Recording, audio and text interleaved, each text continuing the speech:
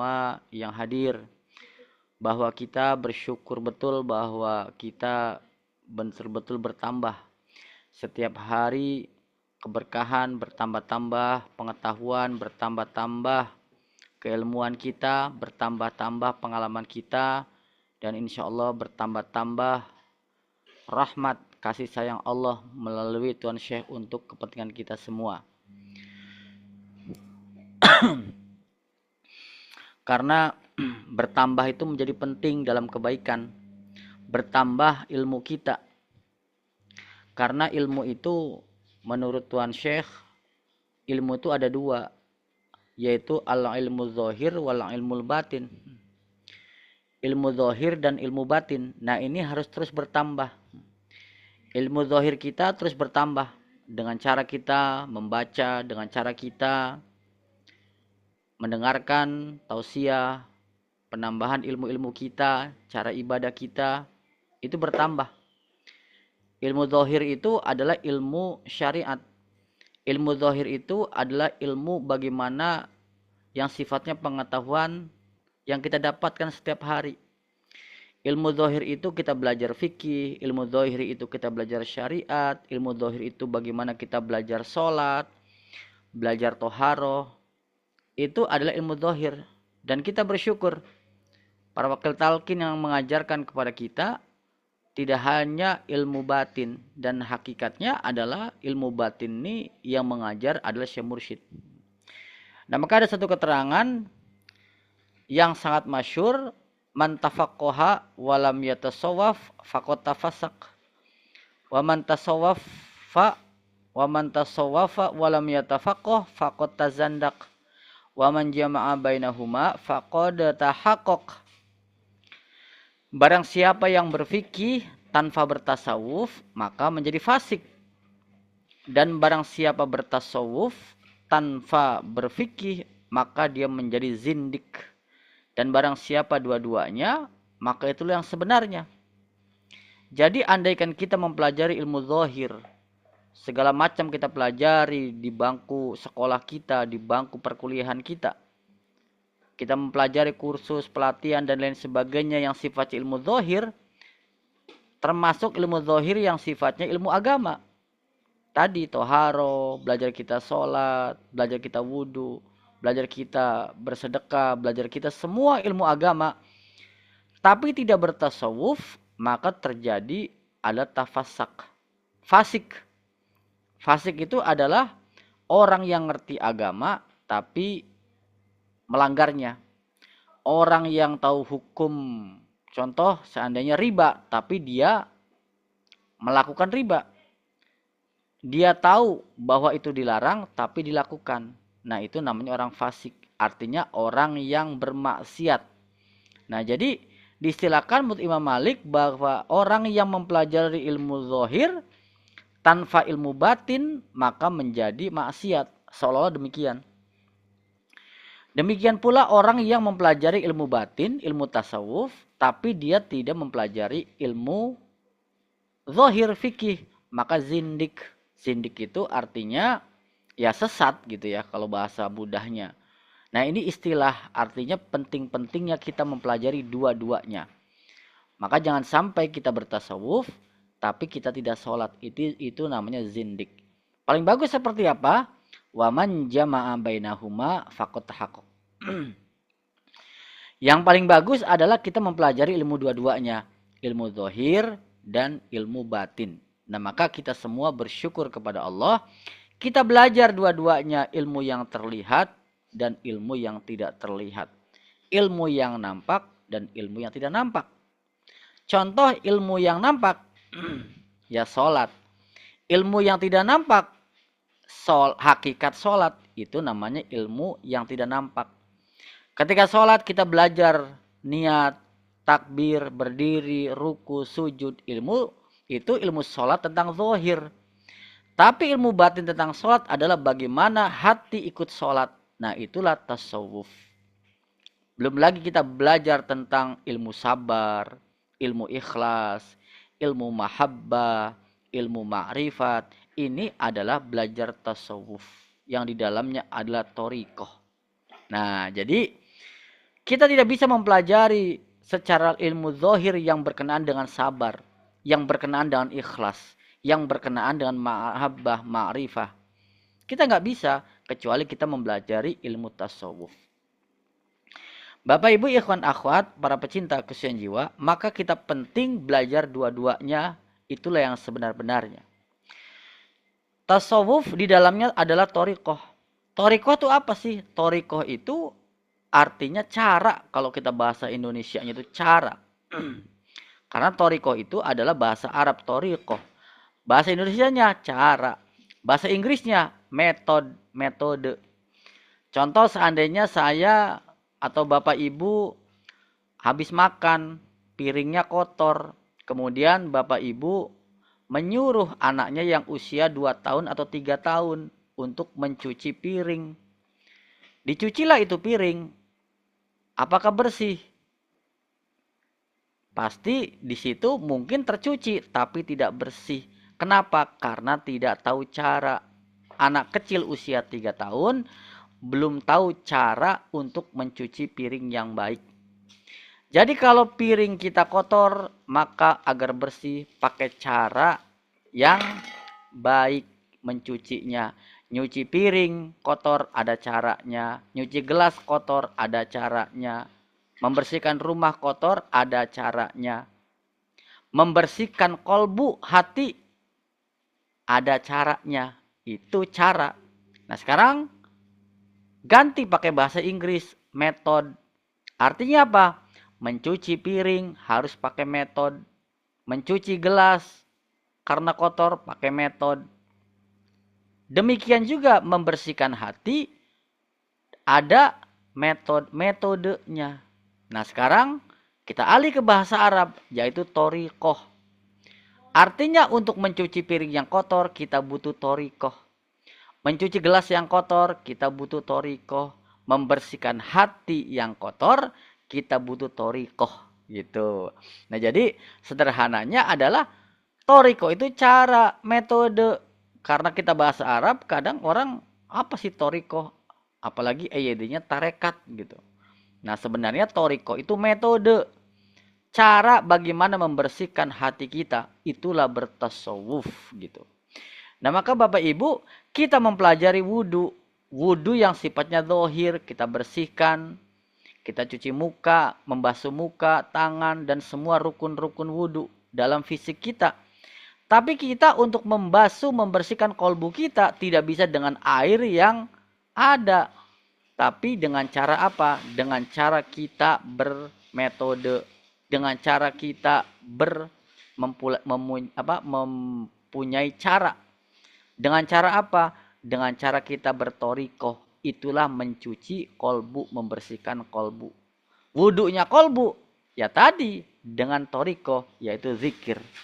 Nah itulah Bapak Ibu ikhwan akhwat, sederhananya kalau kita berbicara tentang thariqah itu adalah metode atau cara bagaimana kita membersihkan. Apalagi membersihkan hati, membersihkan piring saja yang kotor butuh metode, butuh thariqah, apalagi hati. Nah Bapak Ibu ikhwan akhwat, jadi ilmu zahir dan batin itu menjadi penting kita pelajari. Karena kata Abah, al-ilmu zahir kama ilmator. Ilmu zahir itu seperti air hujan. Kita tahu bagaimana air hujan yang begitu berkah. Bagaimana kita tahu air hujan itu sangat bermanfaat untuk kehidupan, untuk bumi, untuk kita semua. Tetapi kata Abah, bahwa wal ilmul batin, dan ilmu batin itu kama ilbi'ril asli. Kalau ilmu zahir seperti air hujan, kalau ilmu batin itu seperti air sumur yang asli. Apa itu? Ma'u zamzama alladzi fi masjidil haram. Yaitu seperti air zam-zam yang ada di masjidil haram. Sumur asli. Namanya sumur asli apa? Kita tahu jutaan orang datang setiap hari mengambil air zam-zam tidak pernah kering. Terus mengalir dari sumbernya, tidak pernah akan habis, tidak akan kering.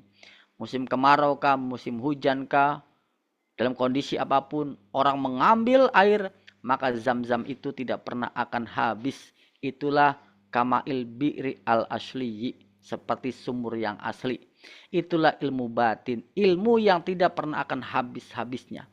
Nah, jadi istilahnya kalau kita banyak berdiskusi ilmu zahir, ya bahsul masail menjadi bahlul masail gitu ya. Tapi kalau kita mempelajari ilmu batin, maka kita betul-betul tidak pernah akan habis. Maka terus kita pelajari sampai hari ini. Karena sangat dalam sekali.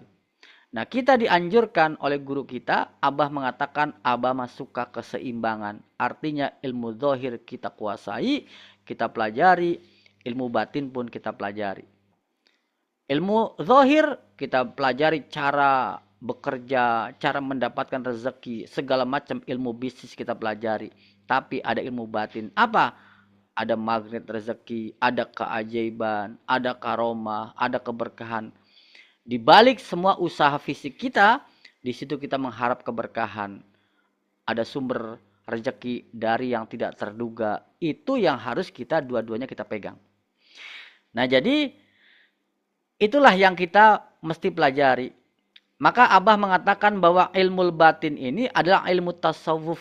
Jadi disebut ilmu batin itu ilmu tasawuf yang di dalamnya ada toriko. Kenapa? Li'annahu bahrun la sahilalah, kata Abah. Karena ilmu tasawuf itu tadi tanpa tepi. Makanya Abah menulis buku Lautan Tanpa Tepi. Bahrun la sahilalahu. Lautan yang tanpa tepi. Artinya tidak ada tepi. Ini betapa luar biasanya ilmu tasawuf yang sangat dalam. Yang seperti zam-zam tadi. Yang tidak pernah akan habis. Itu yang pertama.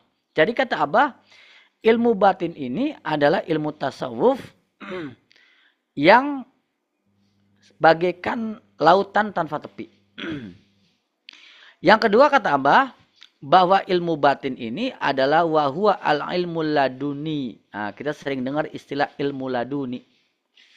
Apa itu ilmu laduni? Allamahullah ta'ala abdan min ibadihi wa ta'allahu rahmatan min ibadihi. Wa'atahullah.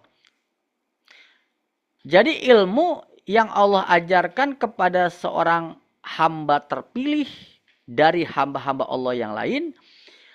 Dan ini Allah datangkan sebagai apa ilmu laduni itu? Sebagai rahmatan, kasih sayang bagi dirinya. Nah, maka kalau kita melihat hari ini pengarsa Abah guru kita semua, termasuk guru sebelumnya, Abah Anom, Abah Sepuh.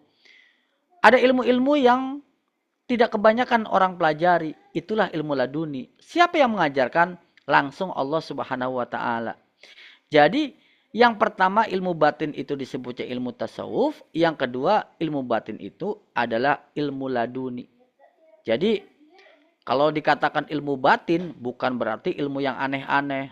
Atau ilmu klinik begitu. Ilmu dunia paranormal misalkan. Bukan. Jadi disebut ilmu batin itu adalah ilmu tasawuf, ilmu toriko, ilmu yang berkenaan dengan hati.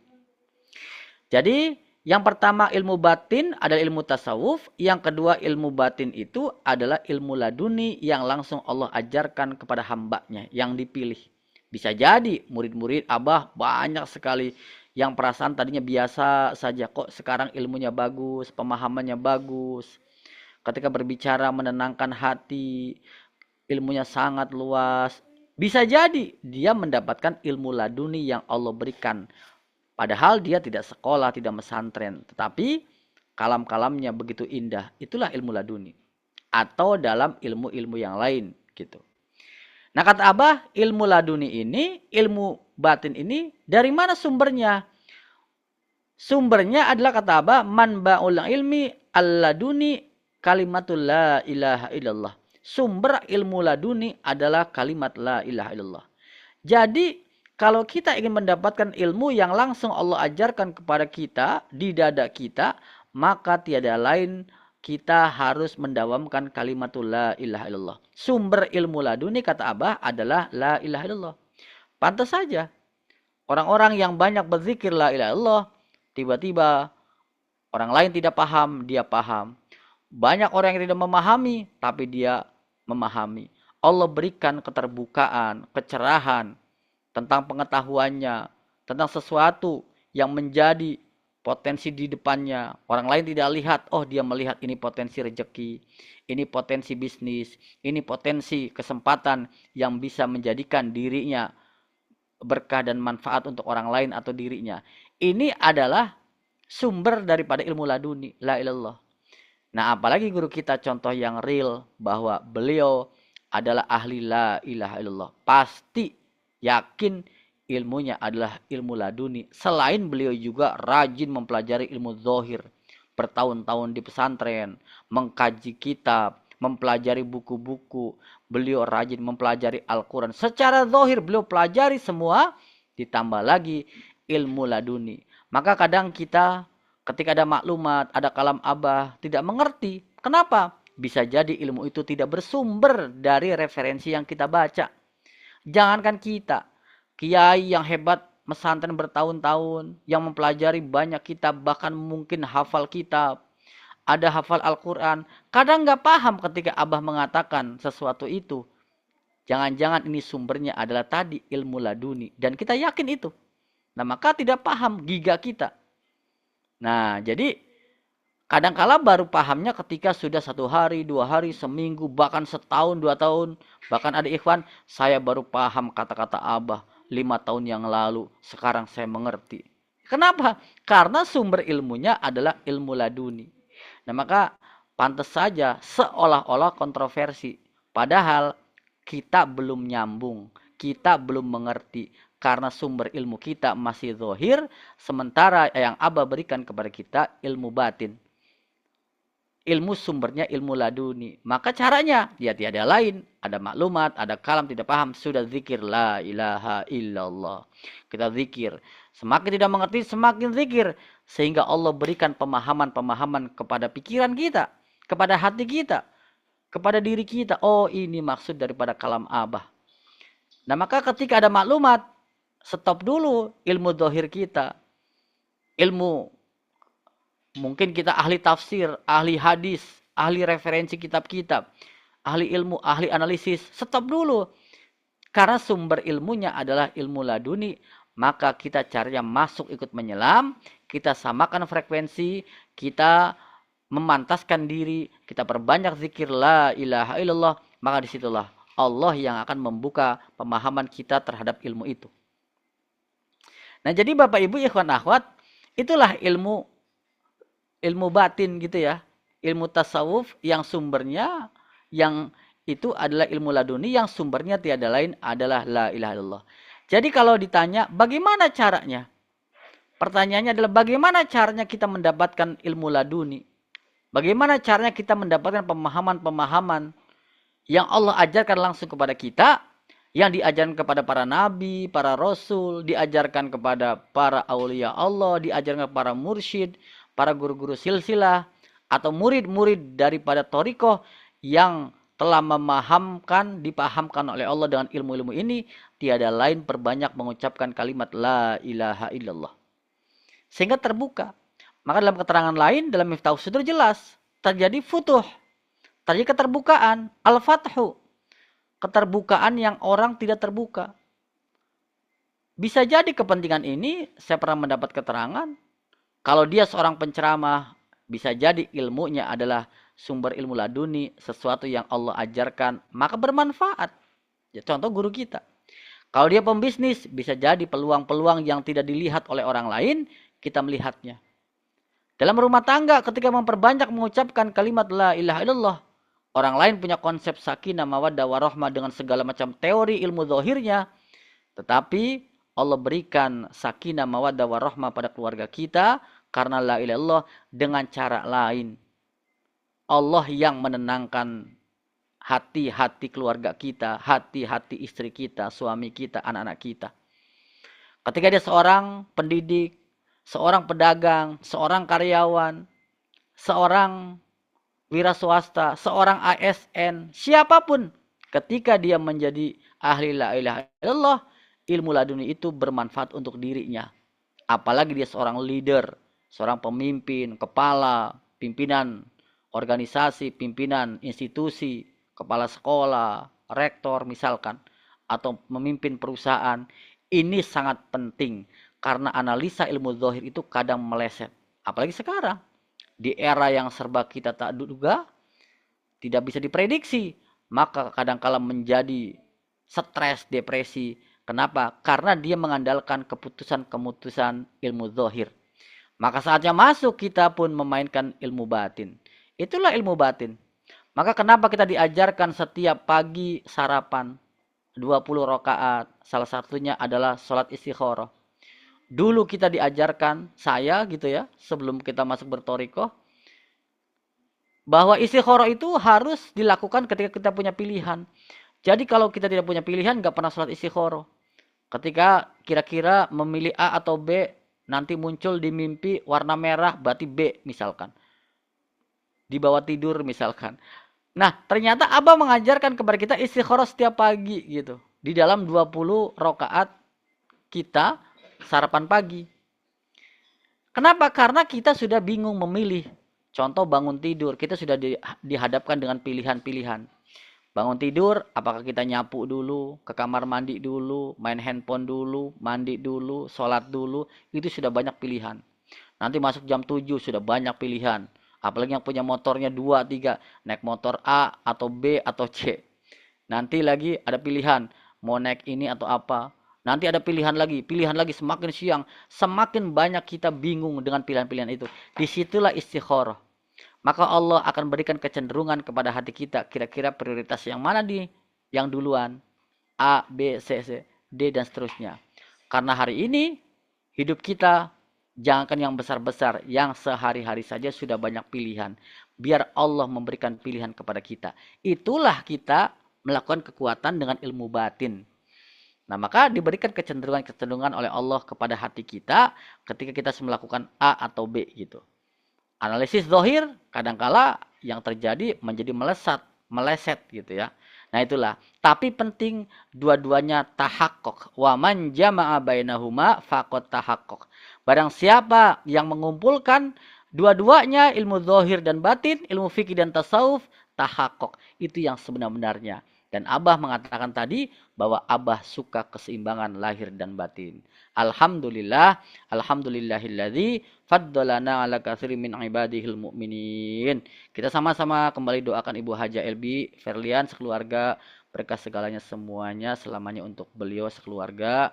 Dari doa pengersa Abah kita aminkan dan untuk kita semua Al-Fatihah. A'udzubillahi minasyaitonirrajim. Bismillahirrahmanirrahim.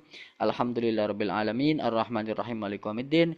Iyyaka na'budu wa iyyaka nasta'in. Ihdinas siratal mustaqim. Siratal ladzina an'amta 'alaihim ghairil maghdubi 'alaihim waladdallin. Amin.